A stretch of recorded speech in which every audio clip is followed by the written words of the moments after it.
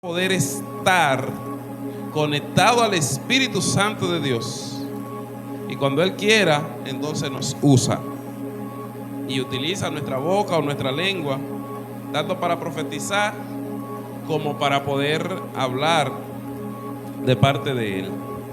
Libro de Marcos, capítulo 9, versículo 14. El tema que teníamos para hoy era el misterio de la debilidad, gloria a Dios, pero eso lo vamos a predicar para el domingo de arriba, gloria a Dios. Para el domingo de arriba predicaremos el tema, o sea, no es porque no esté preparado ni nada de eso, pero quería darle la oportunidad a ese hermano para que fluyamos con el tema. Gloria a Jesús. Libro de Marcos, capítulo 14. 9, versículo 14. Gracias. Que él le dice de que capítulo 9, 9.14. Así que ya usted sabe. Gloria a Dios. Amén. Dice así: cuando llegaron los discípulos, vieron una gran multitud alrededor de ellos, y a unos escribas discutiendo con ellos.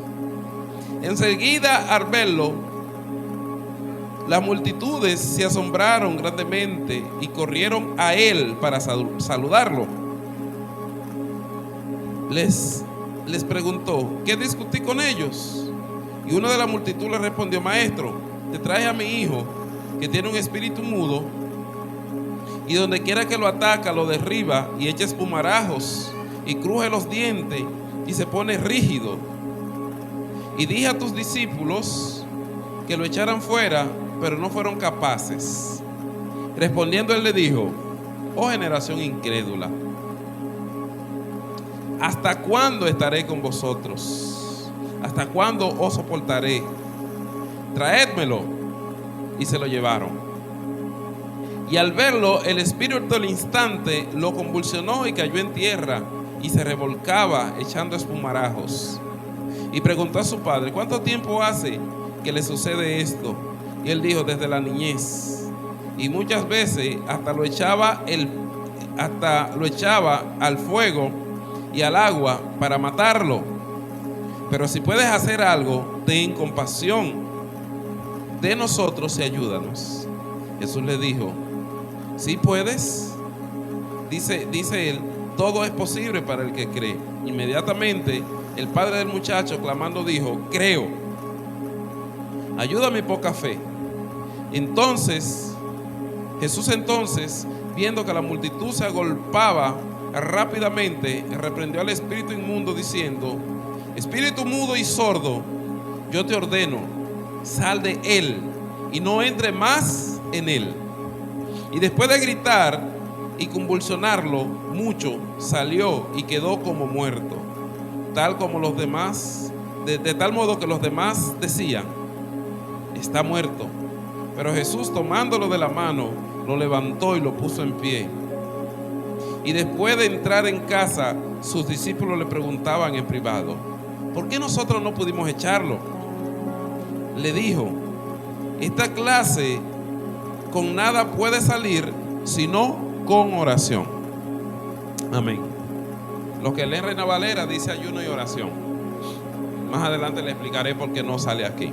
Padre, en el nombre tuyo, Dios, gracias en gran manera, Padre, porque tu palabra es especial, Señor, y tú nos das el privilegio de poder hablarla, de poder utilizarla, Señor.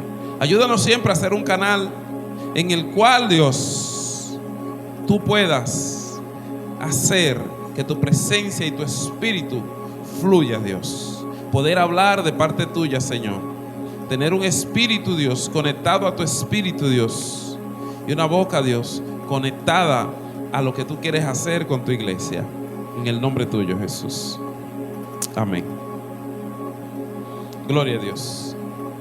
Y la parte final del versículo, la Biblia dice aquí que Jesús les dijo: esta clase con nada puede salir sino con oración. Mayormente en la versión Reina Valera dice: este género no sale si no es con ayuno y con oración. Realmente, la parte de ayuno es lo que yo le había explicado anteriormente, es una interpolación. Interpolación. Más adelante, creo que en estudios anteriores le hablé a la iglesia lo que eran las interpolaciones y cuál era su función y cómo podían llegar a estar en un texto. Si vamos, por ejemplo, al Nuevo Pacto, al Nuevo Testamento, tiene muchas interpolaciones. Si nos vamos a la ley, al jurismo, una interpolación es cuando alguien puede agregarle algo a un texto que ya existía previamente. En este caso, la parte de ayuno mayormente comenzó a surgir ya de textos de muchísimos siglos más adelante. O sea que quizá un rabino, un escriba o demás, entonces le agrega esta parte. Eso se llama interpolación. Amén. Que mayormente la Reina Valera, al tener el tipo de texto que se conoce como el texto Receptus, que cuando dimos también la parte de la escritura, corrupción o sea, dimos un estudio, no sé si ustedes se acuerdan, que yo le di los documentos, las Sagradas Escrituras, origen, corrupción y reestructuración del texto. Entonces ahí tomamos esa parte de lo que fueron las interpolaciones. Entonces, mayormente la Biblia que más nosotros utilizamos, la Reina Valera, viene ya de un texto posterior del siglo XI, que ya tenía muchas de esas interpolaciones agregadas, mayormente también con mucha influencia de lo que fue de la Vulgata Latina, que fue la Biblia de Jerónimo, que fue hecha ya en el siglo IV. Entonces, entrando aquí, en el libro donde estamos leyendo, el libro de Marcos, aquí nos encontramos con una situación. Y es que Jesús aquí libera a un muchacho que estaba endemoniado.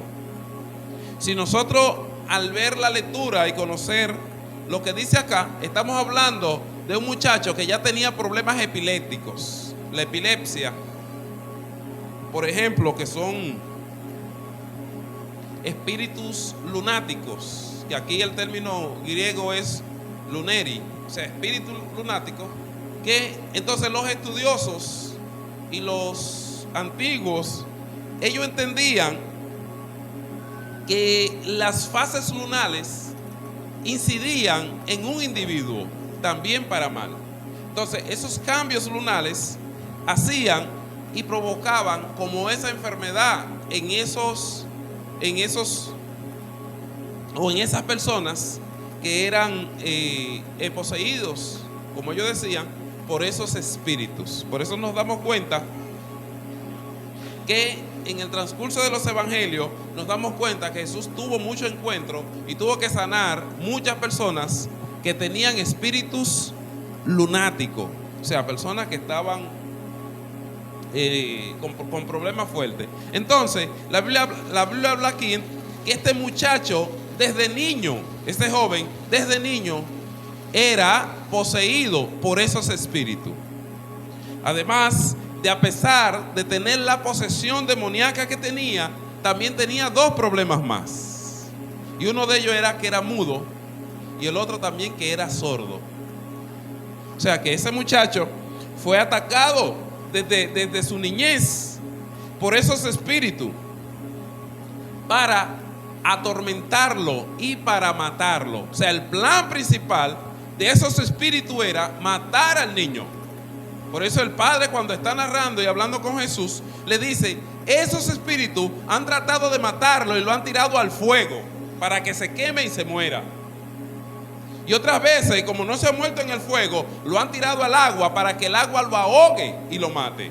No sé si usted ha notado que muchas veces cuando nos toca hacer liberación a una persona, ese espíritu quiere deshacerse de ese individuo, quiere matarlo, quiere ahogarlo.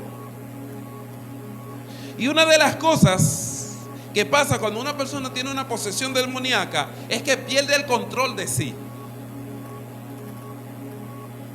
Está desconectado del consciente y del subconsciente. O sea que no tiene, muchos en su mayoría se dan cuenta que estaban endemoniados porque quizá alguien se lo dice. O en muchos casos, muchas iglesias los graban. Eso es algo que está totalmente mal. Hay gente que han tenido una situación así y lo han grabado, y cuando ellos se ven en las redes sociales, nunca más pisan una iglesia. Entonces nosotros tenemos que tener cuidado con eso, porque estamos en un tiempo de cámara y video. O sea, todo lo que estamos haciendo está grabado, y hay que tener cuidado con todo lo que uno haga y lo que pueda afectar a un individuo. Entonces, al estar inconsciente, no sabe lo que está pasando, no tiene control de sí. Entonces, cuando nos toca hacer liberación de una persona en ese estado, aleluya, tenemos que tomar el control a través de la autoridad que Jesús ha puesto en nosotros. Por ejemplo, una de las cosas más fuertes que se nos han hecho es que se nos ha enseñado a vocearle a los demonios. Usted se descuida y cuando viene a ver ya tiene medio galón de aceite en el estómago, porque la gente entiende que el aceite, o tú vocearle duro, va a echar fuera el demonio. No. De hecho, a los demonios no se les echa aceite, porque el aceite tiene otra función diferente. Una de las últimas funciones, que se conoce como la extrema unción en el aceite, es cuando oramos por los enfermos. Si hay alguien enfermo, dice la Biblia, los ancianos van, oran con ellos, le ungen un poco más aceite, y si la persona cometió alguna falta o pecado, entonces le será perdonado. Pero en los registros del nuevo pacto nunca se vio echando el aceite a una persona con un espíritu inmundo. Pero la iglesia, en su ignorancia, lo ha hecho muchas veces. Y entonces a veces le voceamos al espíritu, a la persona que está endemoniada: oye tú, la autoridad no está en lo fuerte que hables.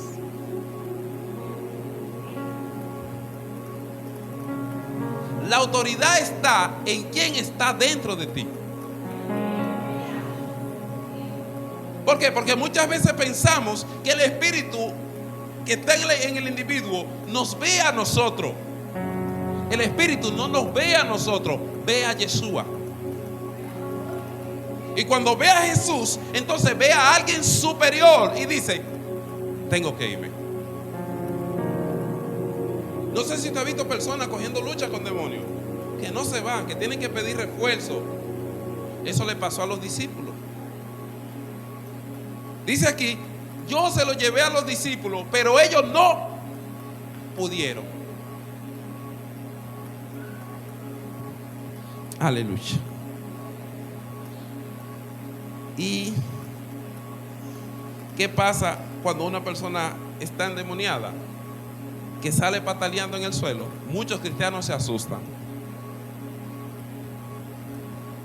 y se acuerdan de que no, yo pequé ayer, yo hice aquello, yo hice lo otro, y tratan de alejarse de ese demonio para que ese demonio no vaya a decirle: yo estoy haciendo eso, tú no vas a poder echarme, tú me vas a ver. O sea, ¿por qué? La gente tiene miedo ser avergonzado por un espíritu.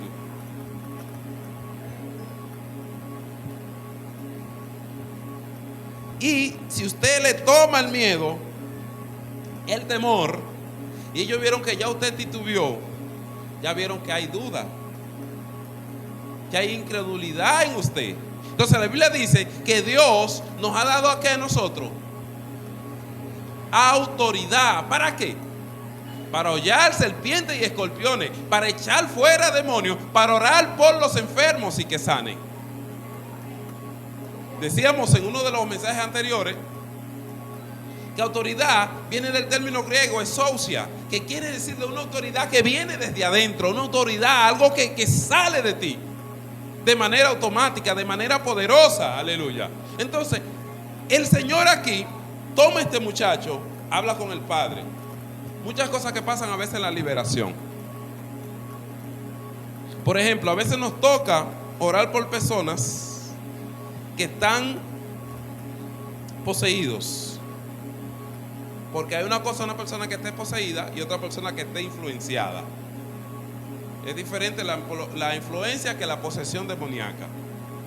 Son muy diferentes los términos. Entonces, una persona que está poseída es porque alguien ya le ha dado alojamiento a ese demonio dentro de sí. Y ya ese demonio tiene control y tiene autoridad y tiene legalidad dentro de ese individuo que lo alojó. Pero muchas de esas personas están poseídas, pero ya viene quizás a través de una herencia. Porque se van transmitiendo también o se van pasando de generaciones.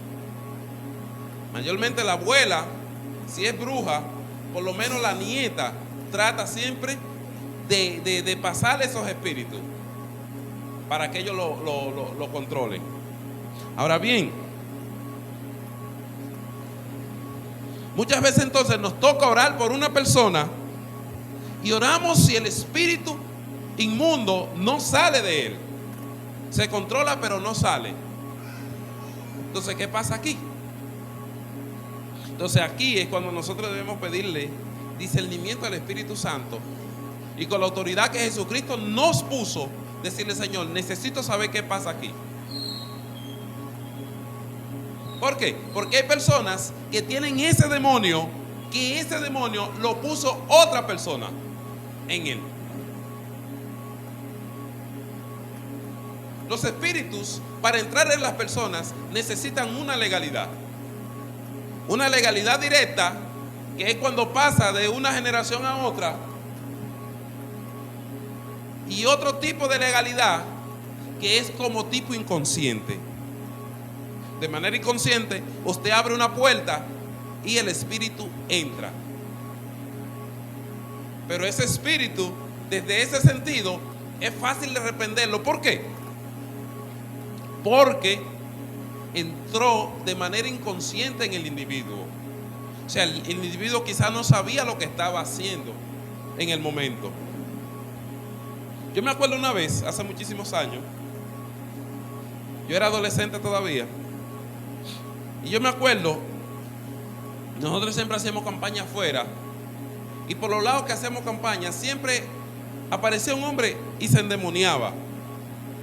Yo oré muchas veces por él y Dios echaba fuera el espíritu de él. Pero al otro día, el hombre de nuevo se endemoniaba. Yo reprendía el espíritu y de nuevo el hombre, al otro 4 días o después nos encontrábamos endemoniado de nuevo. Y yo digo: Señor, algo debe estar pasando con este individuo. ¿Cuál era el problema? El altar que él tenía en su casa. ¿Por qué? Porque los demonios no resisten la autoridad de Jesús que hay en ti y se van. ¿Pero dónde se van ahí? Lo van a esperar en la bajadita. ¿Por qué? Porque la persona no tiene una intención clara de ser liberado. El demonio se manifiesta por lo que tú estás portando y manifestando de Dios en el momento.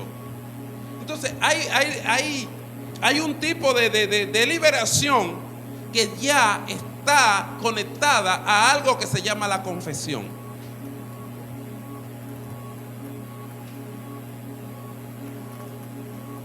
Entonces, en medio de la confesión, entonces está la renuncia.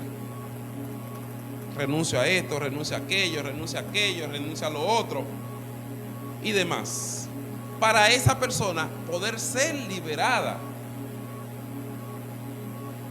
Y es necesario, por eso es que la Biblia dice que nosotros necesitamos tener la mente de Cristo. ¿Cuántos tienen la mente de Cristo? Y si nosotros notamos acá, los discípulos no podían echar fuera ese espíritu lunático de ese muchacho. Los antiguos también creían que cuando una persona tenía un espíritu lunático, que de esos espíritus de allá, de ahí, del segundo cielo, son personas, ellos lo veían como personas que tienen conexión directa con los dioses. O sea, para ellos era bien. Para muchos, no en el caso de este joven, pero para muchos le era bien que esa persona sea poseída por un espíritu. ¿Por qué? Porque le daba información de lo que ellos necesitaban. Por eso vimos que el apóstol Pablo tuvo un inconveniente con una joven. Se dice que mientras él iba caminando, esa joven comenzó a decirle: estos realmente son varones de Dios, son varones del Dios Altísimo. ¿Por qué? Porque los demonios reconocen lo que tú portas. Los demonios reconocen realmente quién tú eres. ¿Por qué? Porque dentro del mundo espiritual hay una promoción de nosotros, hay un ascenso. O sea, se conoce, aleluya, el arrastre o su nivel de influencia dentro del mundo espiritual. O sea, hay un seguimiento directo sobre su persona. Y si esa persona está siendo ahora un influyente tan fuerte y está provocando que el reino de Dios crezca y avance, entonces se comienza a hablar de ti y dice: ese tipo hay que cuidarse de él, porque es capaz de desbaratar cualquier nido de demonio. Y esta muchacha, para ellos, era una fuente de ingreso. ¿Por qué? Porque tenía un espíritu de adivinación. Ese espíritu de pitonisa estaba en esa joven. Y cuando Pablo la vio, él no se enfocó en el halago. Y el secreto de un hombre de Dios es tener discernimiento. Hace tiempo atrás hablábamos de este tema sobre el discernimiento espiritual. No sé si ustedes se acuerdan, hace muchos domingos. Y el discernimiento nos ayuda a nosotros saber qué viene de Dios y qué no viene de él. Porque lo que el Espíritu estaba hablando no era falso. Pablo y su compañero sabían que eran un hombre de Dios. Usted tiene que saber quién es usted en Dios. ¿Por qué? Porque a mí no me puede llenar de orgullo cuando alguien viene a decir quién yo soy, si ya yo sé quién soy.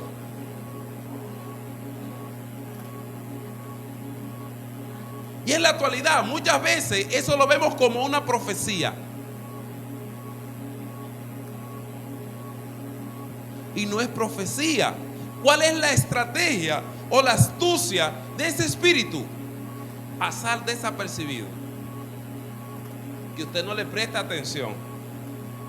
Pero ese hombre de Dios entendía que esa alma necesitaba liberación y echó el espíritu fuera de la joven.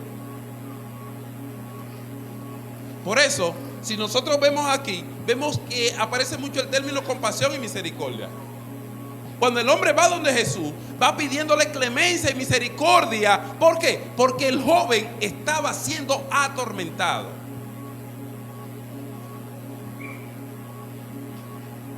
Estaba quizás a punto de morir. ¿Por qué? Porque ese espíritu lo tiraba al suelo. No sé si usted ha visto personas en la actualidad que tienen ataques de epilepsia, que han muerto, porque cuando caen así, se desnucan. Entonces, ese muchacho llevaba un camino de morir. Llevaba un camino de desaparecer. Por esa razón, nosotros tenemos que vestirnos de la autoridad del Señor, porque el Señor nos llamó a nosotros a que nosotros podamos libertar en el nombre de Él. Entonces, hay muchas personas atadas a nuestro lado, porque a veces pensamos que nada más el que está atado es el que cae en el suelo rodando, o el que está botando espumarajo por la boca, como estaba ese muchacho. La joven no estaba botando espuma por la boca. La muchacha tenía cordura, estaba hablando bien y físicamente estaba bien.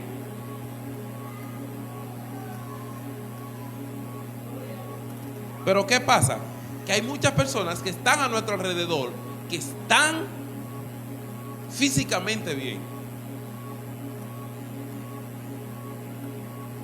pero dentro de ellos no tienen control de sí.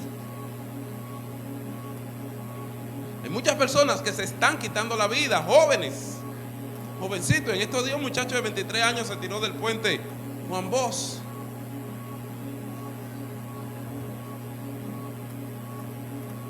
Y en este tiempo en el que estamos viviendo, la salud mental es un problema.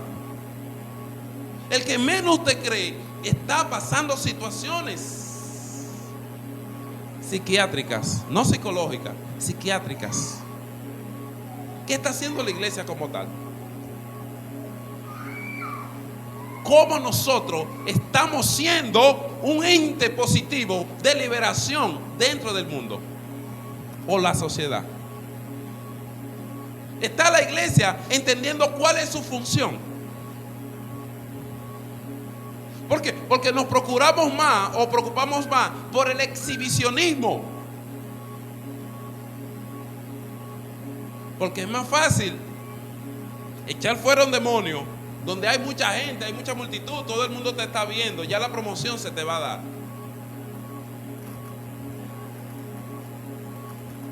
Pero hay lugares donde Dios nos lleva que solamente a veces nada más está el familiar ahí.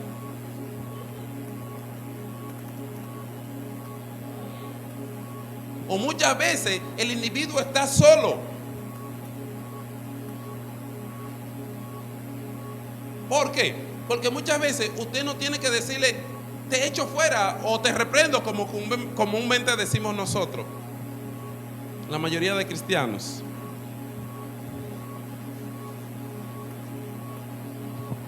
Si Dios te ha puesto el sentir, si Dios te ha dejado ver la situación de alguien, número uno es para que ore, para que tengas, y si Dios te lo dejó ver, es para que tengas la autoridad para liberarlo. Pero hay muchas personas que tú le dices, ven, que estoy viendo una situación difícil en tu vida, déjame orar por ti, y no van ahí para que tú ores. Pero en la mañana te saluda, te da la mano. Entonces tú dices, Señor, yo le voy a dar la mano hoy. Y cada vez que yo le dé la mano, lo que está en él, yo voy a orar para que salga de él. Buenos días, Dios te bendiga. Pero en tu mente ya tú hiciste una oración poderosa y le dijiste, Señor, a partir de ahora, cada vez que yo salude a ese muchacho, va a sentir la liberación del cielo que va a correr sobre mí. Cuando Jesús se echó fuera el espíritu inmundo de ese muchacho, le dijo, te vas fuera y no regresas más.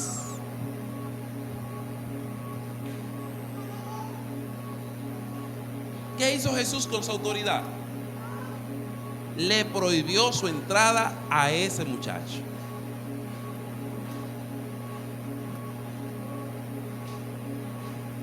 Entonces, si oramos, aleluya, vamos a orar para que las puertas se cierren, para que ese demonio no pueda nuevamente volver a influenciar a esa persona.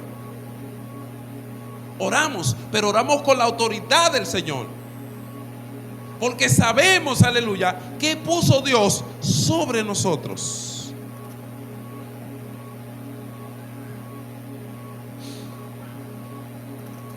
Y si usted nota acá, mientras Jesús hablaba con el Padre, Él no le preguntó al joven si creía o no. Cuando indaga con el Señor, le dice, Señor, ¿usted cree que él puede ser liberado? Él dijo, ayuda a mi fe. O sea, yo creo que él puede ser liberado. ¿Por qué? Porque el muchacho no tenía control de su psiqui, no tenía control de su mente. Pero el padre, por ser padre, tiene autoridad sobre el hijo. Yo me acuerdo, todavía yo no era pastor acá. Y el que era pastor antes de mí está orando por una muchacha que vivía con nosotros en nuestra casa. Ella empezó después a moverse raro ahí, en malos pasos. Y se ató en muchos lados. Y me acuerdo yo, un día que él está echando fuera el demonio. Y yo veo que el demonio no sale. Y yo le digo, ¿usted me permite orar? ¿Usted sabe por qué yo lo hice? Porque ella está bajo mi techo. Y bajo mi techo yo tengo autoridad sobre ella. ¿Usted me permite orar por ella? Y el espíritu la abandonó, se fue de ella. Entonces Jesús entendía la autoridad que tenía ese padre sobre el hijo. Por esa razón ustedes, principalmente las madres, que tienen un afecto todavía por encima de nosotros los hombres, mire, usted cuando se levanta en la mañana, cuando abraza a su hijo, cuando le da un beso, cuando está durmiendo, porque uno siempre, los padres siempre vamos a las habitaciones a ver a los muchachos. No sé si ustedes lo hacen, yo siempre lo hago. Y le doy besos durmiendo y todas las cosas. Entonces, en ese momento, usted va, gloria a Jesús, y le dice y declara sobre ellos, ora sin que ellos se den cuenta, porque la autoridad sobre ellos está en ti, está bajo tu tutía. Entonces Jesús le dice, ¿tú crees que él puede ser libertado?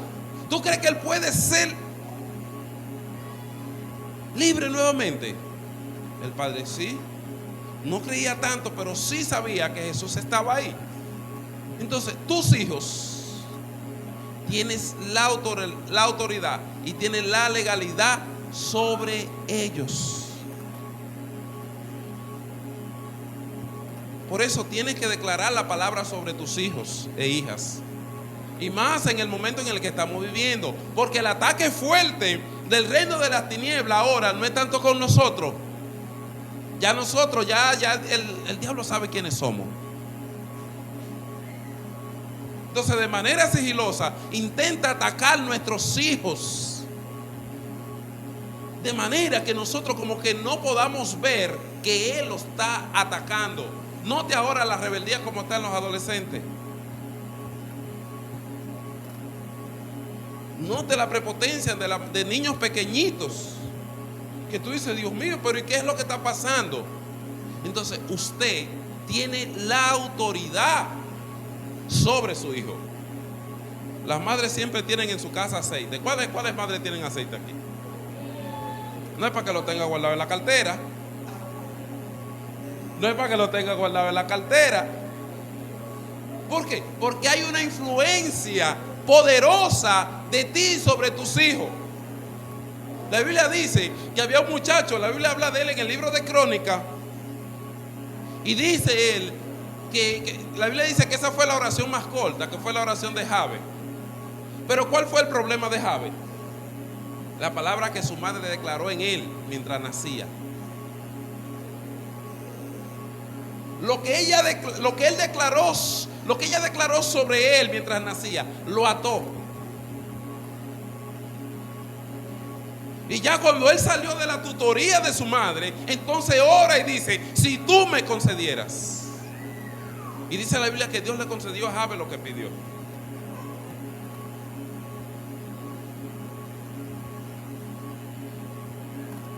¿Qué es lo que yo te estoy diciendo? Tiene la tutoría del cielo legal sobre tu hijo o hijos. Entonces es necesario que declare lo que son, porque lo primero que está haciendo el sistema ahora es creando confusión de identidad en los hijos.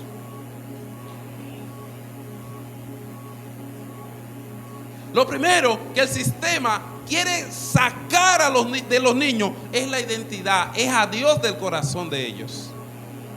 Entonces, como padre, nosotros no podemos permitir, aleluya, que el sistema se instale en el corazón de nuestros hijos, porque lo vamos a perder. Yo iba para una actividad, creo que el profeta Adrián andaba conmigo, y que él le dice que quiere ir. Y yo le digo, no papi, esa actividad es para pastores y profetas. Me dice, yo soy pastor y soy profeta. Aleluya.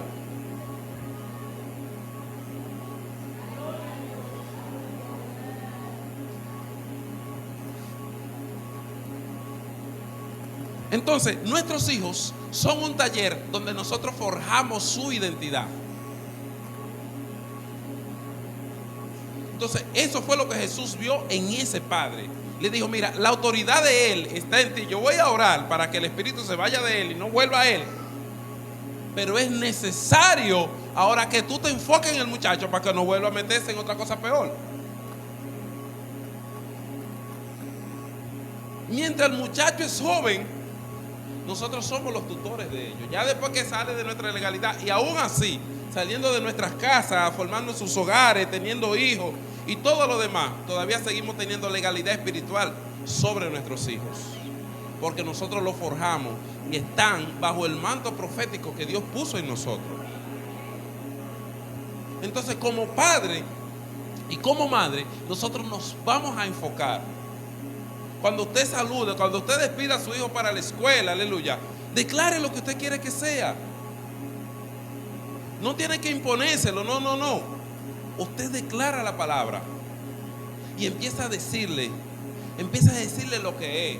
Y yo le aseguro que el muchacho, eso va trabajando su mente. Y cuando quieren venir a entrarle, a introducirle otra cosa que no es lo que usted le ha estado instruyendo, entonces, ¿qué va a hacer? Automáticamente lo rechaza. Yo lo he visto en mis hijos y en muchos hijos de acá, que a veces intentan ponerle un nombre, a veces quieran ponerle sobrenombres que son feos, adultos. Él dice, no, yo me llamo Keiler. Yo soy Keiler. O sea, hay que enseñarle identidad al niño. Y esa parte depende de nosotros. ¿Cuántos dicen amén? Entonces, aleluya. Y después de gritar, convulsionarlo convulsionarlo mucho, salió y quedó como muerto. De tal modo que los demás decían, está muerto. Si la liberación es personal, es mejor.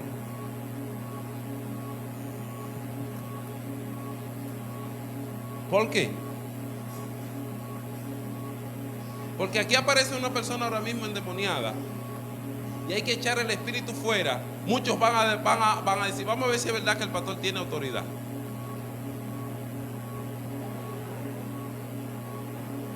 Vamos a ver si es verdad lo que él dice. ¿Por qué? Porque la multitud va a querer medirte en el momento. Hubo una vez, ¿no se acuerdan? En uno de los aniversarios, que uno de los predicadores oró por una joven que estaba en esa silla vacía. Y cuando él se fue huyendo y me dejó el lío aquí. ¿Usted se acuerda? Amén. Pero ¿dónde estaba? Aquí. Está en mi jurisdicción, que también es su jurisdicción. En otras palabras, quien es ilegal ahí es el espíritu que está en la persona. Entonces, si yo no me planto sabiendo quién soy y la autoridad que está sobre mí, entonces ¿qué van a hacer los espíritus? Se van a burlar de usted y no van a salir. Por esa razón, la liberación es compleja y es necesario que la persona que ministre liberación sea muy consciente de lo que es la liberación, entienda qué es la liberación. ¿Por qué? Porque hay personas que usted expulsa un demonio de él y se va. Pero si usted de manera personal comienza a ministrar liberación, entonces hay 12 más que están escondidos. ¿Cómo van saliendo? A través de la administración de la liberación en esa persona. O sea, la liberación a veces no es un día, a veces lleva meses de trabajo. Lleva sesiones que demonios van apareciendo, uno aparece, otro aparece. ¿Por qué? Porque algo que tienen los demonios es que respetan los rangos entre ellos. Según la autoridad, como están dentro de un individuo, van a ir manifestándose. El más fuerte nunca se va a manifestar primero.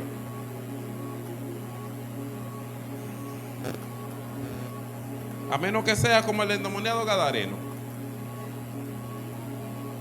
que tenía una legión dentro de sí.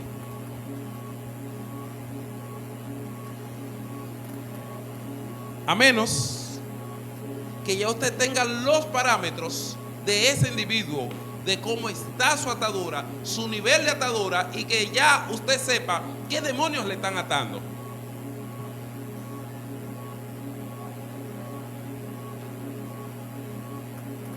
Entonces, de manera precisa, usted le dice: fuera, usted fuera, usted fuera, el otro fuera, aquel fuera.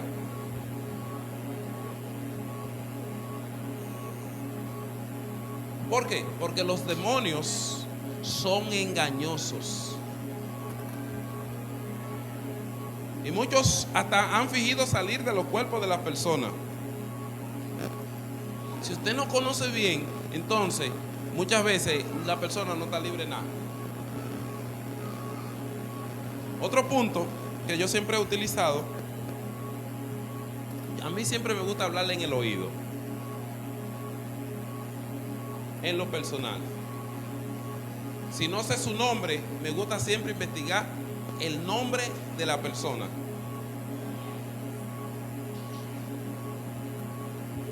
Y la llamo por su nombre.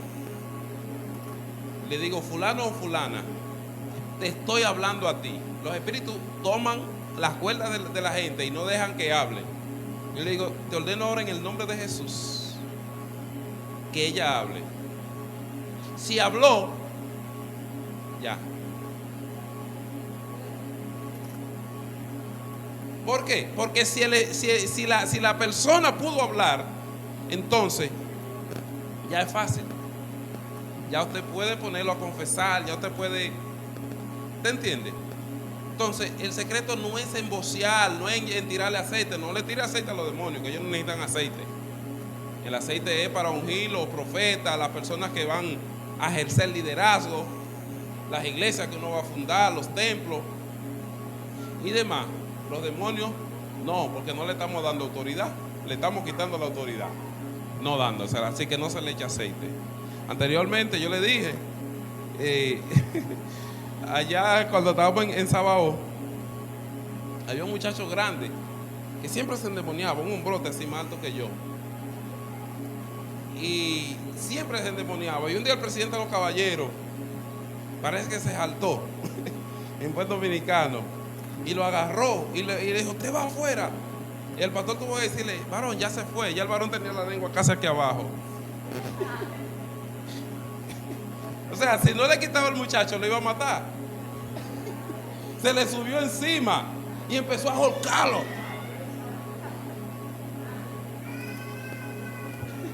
La lengua estaba morada casi. 2 minutos más y iba a matar al tipo con todo el demonio. Entonces, la autoridad, usted tiene, es peligroso.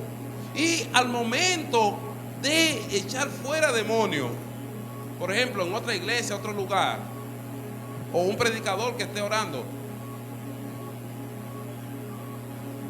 mire, esto es educación. Educación, y estamos en un proceso de formación, ¿cierto? Si no le invitan, no se sume. Eso mismo pasa con la administración. A veces hay un profeta en la casa de otro lado, o de la casa, que está ministrando, y nosotros queremos empezar a ponerle mano a todo el mundo. O sea, no está mal que usted quiera ministrar y que Dios le haya dicho que le diga a alguien X cosa, pero pídale permiso al que está ministrando. usted le dice, mire varón, yo siento decirle algo a aquel varón. ¿Usted me da permiso para hacerlo? Si él vaya y haga. Usted va a entender, pero lo que yo hice está bien. O sea, usted fue, oró por la persona, le dijo lo que le iba a decir. Está bien para usted, pero es algo fuera de ética. Entonces muchas veces, si nosotros, o sea, está bien, hay un momento de administración, dijo vamos a orar, ore porque está a su lado, esto y aquello, está bien, se dio la legalidad para hacerlo, pero de lo contrario, espere la autorización. La atmósfera profética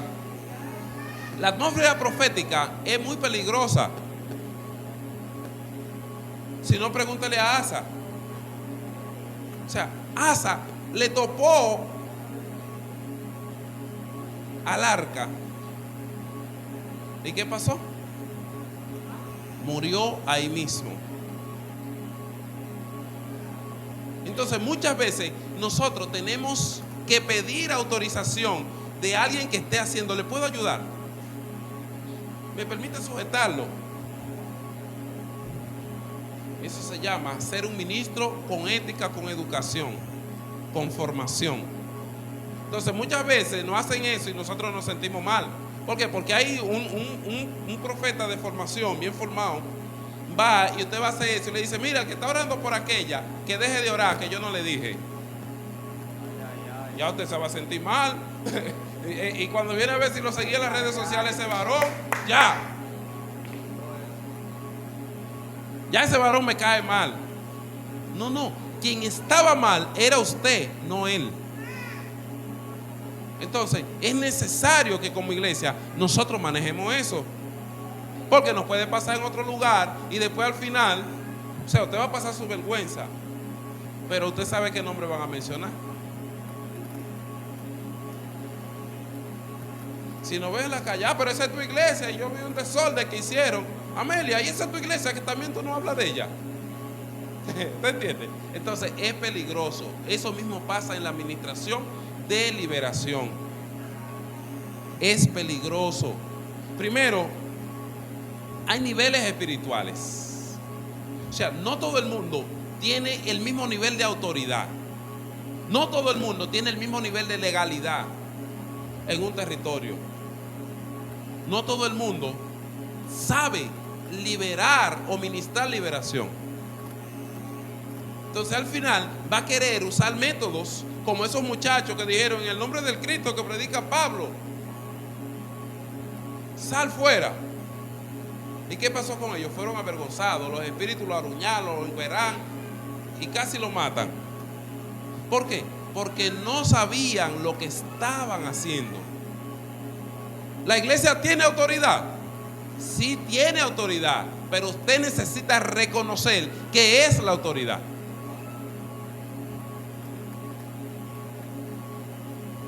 No porque el pastor le hable en los oídos y los demonios se vayan, o porque el otro le tire un paño y se caigan y se vayan, usted vaya a hacer lo mismo. No, la cosa no funciona así. La autoridad es de Jesús, es de Jesús. ¿Puede estar en usted? Sí, puede estar en usted. Pero necesita reconocer que es la autoridad. ¿Hacia dónde va la autoridad que usted tiene? ¿Qué nivel de autoridad usted tiene? ¿Qué nivel de intimidad usted tiene? ¿Qué nivel de conocimiento de lo espiritual usted tiene? Entonces, partiendo de ahí, usted va a ir viendo los resultados. Los discípulos lo señalaron y le dijeron, pero ustedes no pudieron echarlo fuera. Entonces tuvo que venir Jesús. Tuvo que venir Jesús. Pero ¿por qué ellos lo llevaron a donde los discípulos? Porque Jesús no estaba ahí. Pero se entendía que los discípulos tenían la autoridad para echarlo fuera. Porque si a eso nos vamos, en el capítulo anterior, ellos habían bajado de la transfiguración. Habían visto a Jesús. Tres de ellos que estaban en el grupo conocían a Jesús y tenían autoridad, porque cuando encomendaron los 70 y los demás, dicen que eso andaban, ningún demonio se le paraba en el frente. Pero